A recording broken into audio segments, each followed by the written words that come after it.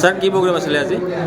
আজি আমাৰ বিদ্যালয়ত বিষ্ণু ৰাভা দিৱস আছিলে আৰু বিষ্ণু ৰাভা দিৱসৰ সংগতি ৰাখি আমি ৰঙিয়া জিলা আইন সেৱা সমিতিৰ সহযোগত এই বিষ্ণু ৰাভা দিৱসটো পালন কৰিলোঁ। আৰু ইয়াৰ এটাই উদ্দেশ্য আছিল যে বিষ্ণু ৰাভা যিহেতু নিজেই সমাজ সংস্কাৰক আছিল আৰু সমাজৰ ভালৰ কাৰণে তেখেত নিজেই এটা অনুষ্ঠান হৈ পৰিছিল, সমাজখন পৰিৱৰ্তন কৰিব বিচাৰিছিল।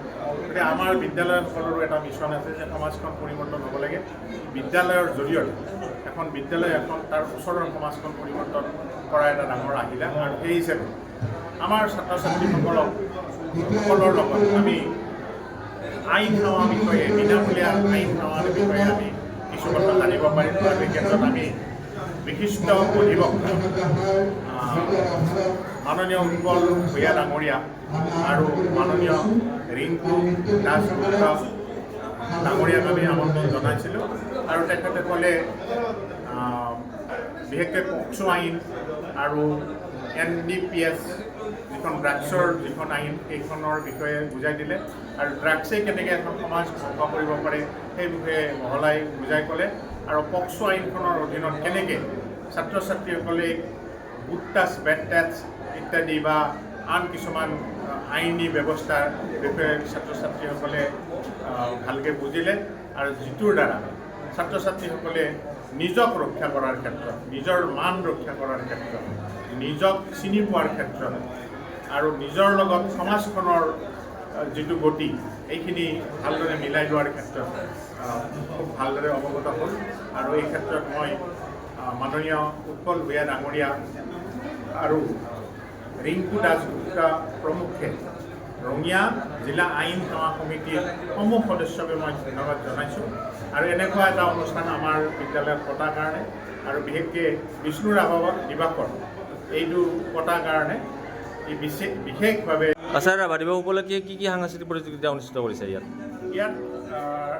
ৰাভা দিৱস উপলক্ষে আমাৰ ৰাভা সংগীত প্ৰতিযোগিতা ইয়াত অনুষ্ঠিত হৈছিল ৰাতিপুৱাৰ ভাগত।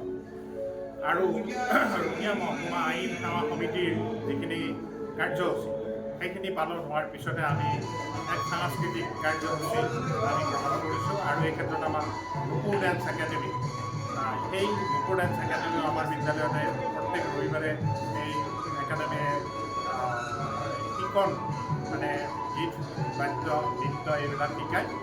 সেইখিনি স্কুলত ৰবিবাৰে চলি থাকে। গতিকে তেওঁলোকেও আমাৰ স্কুলৰে এটা মানে গতি হয়। আৰু তেওঁলোকে এটা সংগীতানুষ্ঠান ইয়াত অনুষ্ঠিত কৰিছে।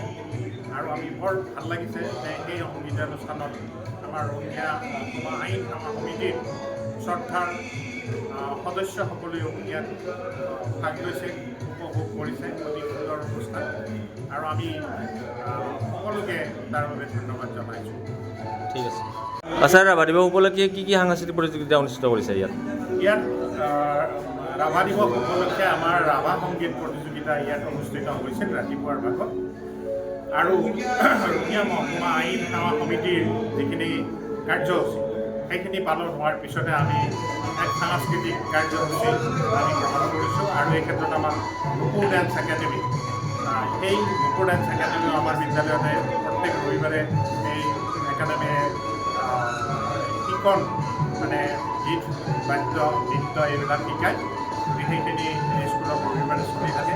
গতিকে তেওঁলোকেও আমাৰ স্কুলৰে এটা মানে গতি হয়। আৰু তেওঁলোকে এটা সংগীতানুষ্ঠান ইয়াত অনুষ্ঠিত কৰিছে। আৰু আমি বৰ ভাল লাগিছে যে এই সংগীতানুষ্ঠানত আমাৰ ৰঙিয়া মহকুমা আইন সেৱা সমিতিৰ শ্ৰদ্ধাৰ সদস্যসকলেও ইয়াত ভাগ লৈছে, উপভোগ কৰিছে। অতি সুন্দৰ অনুষ্ঠান। আৰু আমি সকলোকে তাৰ বাবে ধন্যবাদ জনাইছোঁ।